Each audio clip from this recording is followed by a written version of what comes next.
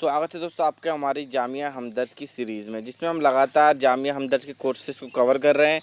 दोस्तों मैं D pharma की वीडियो ऑलरेडी बना चुका हूं, जिसका लिंक आपको ऊपर आई बटन में या फिर नीचे डिस्क्रिप्शन में मिल जाएगा। अगर आपको फिर भी वहां से नहीं मिलता है तो आप मुझे नीचे कमेंट कर सकते हैं और वहाँ से देख सकते हैं। दोस्तों आज हम बात करेंगे बी फार्मा के ऊपर, इसके एडमिशन के ऊपर, कितनी फ़ीस है, काउंसलिंग प्रोसेस क्या है, स्कॉलरशिप कौन कौन सी मिलती है, लास्ट कट ऑफ कितनी गई है और नंबर ऑफ़ सीट्स कितनी है, और आने वाले टाइम में हम MBBS, BUMS, BSc नर्सिंग और GNM के ऊपर भी बात करेंगे। दोस्तों आज ही ये सारी वीडियोस आनी है, आपकी MBBS की, BSc नर्सिंग की और GNM की ये वीडियोस आज ही आनी है। अगर आप इनकी वीडियो देखना चाहते हैं तो हमारे चैनल को सब्सक्राइब कर दीजिए, और अगर आप कुछ दिनों बाद देख रहे हैं तो आपको हमारी वीडियो के नीचे लिंक मिल जाएंगे, आप वहां से ये सारी वीडियोस देख सकते हैं। तो दोस्तों अब वीडियो शुरू करते हैं। अगर आपने हमारा चैनल अभी तक सब्सक्राइब नहीं किया तो सब्सक्राइब कर दो यार, साथ ही उस बेल आइकन को भी दबा दो ताकि आपको हमारी वीडियो सबसे पहले मिल सके। अब बात कर लेते हैं कि बी फार्मा में आपका एडमिशन कैसे होगा। दोस्तों पहले मैं आपको साफ़ कर दूं कि नीट से ही आपका यहां पर एडमिशन हो सकता है बी फार्मा में। दूसरा, रेगुलर और SFS कैटेगरी, ये कैटेगरी आपको समझने की बहुत ज़्यादा ज़रूरत है। काफ़ी सारे जो स्टूडेंट होते हैं वो इसमें ही कंफ्यूज होते हैं। रेगुलर कैटेगरी क्या होती है और SFS कैटेगरी क्या होती है। रेगुलर कैटेगरी में जो फ़ीस होती है आपकी बी फार्मा की वो कम होती है, और जो SFS कैटेगरी होती है वो आपकी उसमें फ़ीस थोड़ी ज़्यादा होती है। इसकी क्लासेस भी अलग अलग होती हैं। अब थर्ड नंबर का पॉइंट है, जब आप फॉर्म भरेंगे जामिया हमदर्द का बी फार्मा के लिए, तो उसमें जो नीट का मार्क्स वाला जो कॉलम होगा वो आप अभी छोड़ देंगे, और जब आपका नीट का रिजल्ट आ जाएगा तो आपको फिर से वो साइट ओपन करके अपना फॉर्म ओपन कर आपको वहाँ पर नीट के मार्क्स भरने होंगे। उसके बाद फिर आपको काउंसलिंग में जाना होगा अपने डॉक्यूमेंट्स लेकर। काउंसलिंग में क्या होता है कि आपके पास मैसेज आता है कि काउंसलिंग की डेट ये डेट है और इस डेट पर आपको आना है अपने डॉक्यूमेंट्स लेकर। तो काउंसलिंग का जो मैसेज आता है उसमें ही बता दिया जाता है कि आपको क्या क्या डॉक्यूमेंट लेकर आने हैं। फिर आपकी नीट की रैंकिंग के हिसाब से आपको बुलाया जाएगा, आपके डॉक्यूमेंट को वेरीफाई किया जाएगा, फिर आपको वहाँ पर जाकर एडमिशन मिल जाएगा। उसके बाद आपको आपके मार्क्स के हिसाब से कैटेगरी दी जाएगी। आपको SFS कैटेगरी यानी ज़्यादा पैसे वाली कैटेगरी जब मिलेगी जब आपके मार्क्स कम होंगे, और जब आपके मार्क्स ज़्यादा होंगे नीट के अंदर तो आपको रेगुलर कैटेगरी दे दी जाएगी। दोस्तों ये आपके मार्क्स के ऊपर ही डिपेंड करता है। जब हमारी रेगुलर वाली कैटेगरी भर जाएगी उसके बाद ही आपको यहाँ पर SFS वाली कैटेगरी में दिया जाता है। बस दोनों में फ़र्क यही होता है कि इनकी क्लासेस अलग होती हैं और इनकी फ़ीस भी अलग अलग होती है। रेगुलर में कम फ़ीस होती है और SFS की ज़्यादा फ़ीस होती है। मैं आपको इसलिए बार बार बता रहा हूँ ताकि आपके डाउट क्लियर हो जाए, वहाँ पर जाने के बाद आप कंफ्यूज ना हो जाए कि आपके सामने एक नया ऐसा क्या इंटरफेस आ गया, आप क्या करना चाहिए क्या नहीं करना चाहिए। तो ये सारी बातें आपकी बिल्कुल क्लियर होनी चाहिए। अगर इसमें से कोई बात आपके समझ में नहीं आती है तो आप मुझे नीचे कमेंट कर सकते हैं और वहाँ पर आप मुझसे सवाल पूछ सकते हैं। अब देखते हैं दूसरा पॉइंट। दोस्तों जब यहाँ पर नीट के जो स्टूडेंट हैं वो फिल हो जाते हैं, लेकिन फिर भी एक आधी सीट जब कम रह जाती है तो क्या होता है कि जो मार्क्स वाले हैं 12th के मेरिट वाले हैं, कभी एक आधी सीट में उनको भी एडमिशन मिल जाता है। तो आपको यहाँ पर भी थोड़ा ध्यान रखना है, मेरिट वाले के ऊपर भी ध्यान रखना है कि आपको मेरिट से भी एडमिशन मिल सकता है, लेकिन इसके चांसेस बहुत ही ज़्यादा कम होते हैं। दोस्तों यहाँ पर आपको सबसे ज़्यादा जो ज़रूरी बातें हैं वो आपको बहुत ज़्यादा ध्यान से रखनी है। पहली बात तो ये है कि जो स्टूडेंट बाहर से आते हैं उनको ज़्यादा तैयार रहना चाहिए। तैयार रहने का मतलब क्या होता है कि जब आपके पास काउंसलिंग की डेट्स आती हैं कि कॉलेज वाले इस दिन काउंसलिंग रखने वाले हैं, लेकिन आप किस किस को आना है वो आपको 2 या 3 दिन पहले ही बताते हैं। जब आपका काउंसलिंग वाला मैसेज आता है तो आपको क्या क्या डॉक्यूमेंट लाने हैं वो भी उसी के अंदर मेंशन होता है। दोस्तों जब आपको पता लगता है कि 2 दिन के बाद ही आपकी काउंसलिंग है तो आपको बिल्कुल तैयार रहना है मैसेज के हिसाब से, क्योंकि आप काफ़ी सारे स्टूडेंट जो होते हैं वो बाहर के होते हैं, वो 2 दिन में दिल्ली नहीं आ सकते हैं, काउंसलिंग को नहीं अटेंड कर सकते हैं, तो उनको बिल्कुल तैयार रहना है। दूसरा ये है कि डॉक्यूमेंट्स में गलती, काफ़ी सारे स्टूडेंट क्या करते हैं कि डॉक्यूमेंट्स में गलती कर बैठते हैं, डॉक्यूमेंट नहीं लाते हैं और लाते भी हैं तो सही नहीं लाते हैं। तो दोस्तों आपको सारे ओरिजिनल डॉक्यूमेंट वहाँ पर रखने होंगे, उनकी फ़ोटोकॉपी आपको अपने पास रखनी होंगी ताकि अगर कोई ज़रूरत पड़ती है तो आप वहाँ पर दे सकें। और दोस्तों फ़ोटोज़ को भी थोड़ा ध्यान में रखिएगा। दोस्तों अगर आपके डॉक्यूमेंट में कोई गलती होती है तो आपको दोबारा चांस नहीं दिया जाएगा। दोस्तों ये बात आपको बिल्कुल क्लियर करनी चाहिए।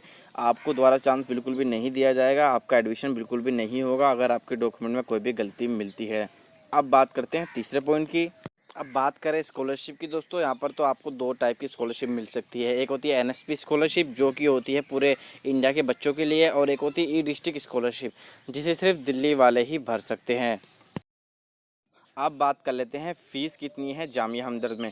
दोस्तों फर्स्ट ईयर की जो फ़ीस है वो है, जब आप एडमिशन लेते हैं काउंसलिंग के तुरंत बाद आपको 77,500 रुपये यहाँ पर जमा करवानी होगी।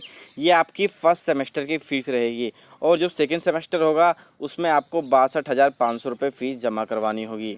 दोस्तों अब दूसरी बात कर लेते हैं, ये थी रेगुलर कोटे की, रेगुलर कैटेगरी की, जो कि मैंने आपको पहले समझाया था।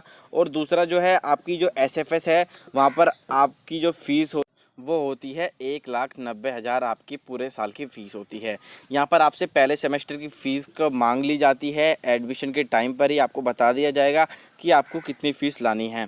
दोस्तों अगर आप एडमिशन के टाइम फ़ीस ना दे सके तो आप बाद में भी दे सकते हैं, यहाँ पर आपको टाइम मिल जाता है कि आप बाद में पैसे ला सकें।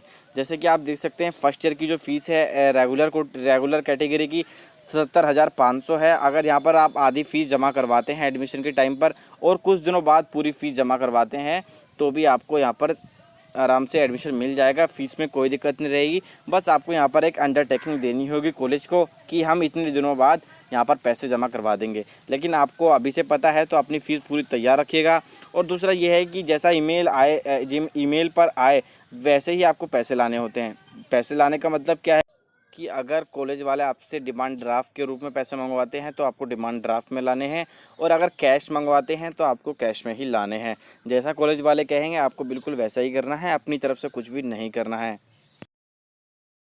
दोस्तों अब बात कर लेते हैं कि आपकी बी फार्मा में जामिया में कितनी सीट हैं। दोस्तों टोटल मिला के 120 सीट होती हैं, 60 रेगुलर की होती है और 60 आपकी एसएफएस कोटे की होती है। 60 रेगुलर में जो होती है फ़ीस कम होती है और एसएफएस में फ़ीस ज़्यादा होती है। दोनों की क्लासेस अलग अलग होती हैं और कोई कोई टीचर इनके अलग अलग होते हैं, बाकी सब सेम होता है। दोस्तों ये आपको मैं बार बार इसलिए बता रहा हूँ ताकि आप कंफ्यूज ना हो, तो दोस्तों बिल्कुल भी कंफ्यूज मत होइएगा।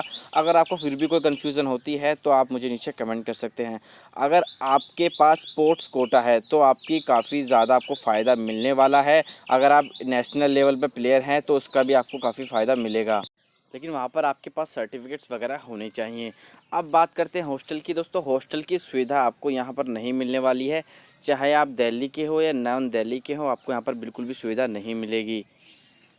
जहाँ तक कि हमें जानकारी है जो हॉस्टल मिलता है वो सिर्फ जो फॉरेनर्स होते हैं, जो विदेशी होते हैं, उसमें भी गर्ल्स को मिलता है, और जो एमबीबीएस वाले होते हैं उन्हें ही यहाँ पर हॉस्टल मिलता है। दोस्तों अब बात करने वाले हैं कि आखिरी साल में जब एडमिशन हुए थे तो कितने मार्क्स पर हुआ था। तो आपको बता दूं कि जो रेगुलर कैटेगरी है उसमें 350 जो नीट के मार्क्स थे उसमें लास्ट एडमिशन हुआ था, और जो एसएफएस कैटेगरी थी वो 200 मार्क्स पर आपका लास्ट एडमिशन हुआ था।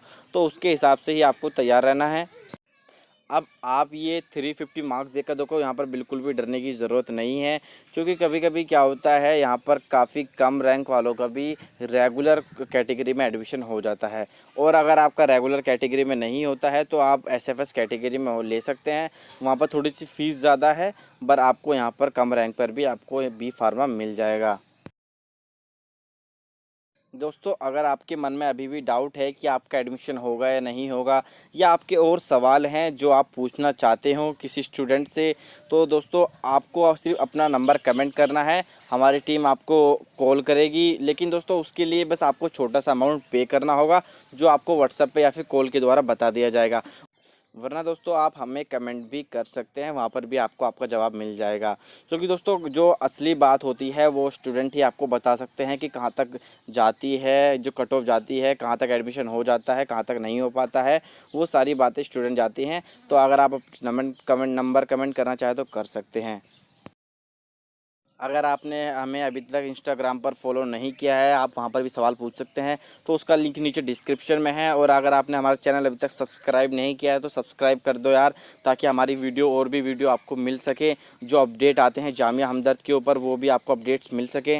और जो हमारी जामिया हमदर्द की जो सीरीज़ चल रही है MBBS, BOMS और D फार्मा, इन सब के ऊपर जो वीडियोज़ आने वाली हैं वो आपको सबसे पहले मिल सके। दोस्तों लाइक कमेंट शेयर ज़रूर कीजिएगा।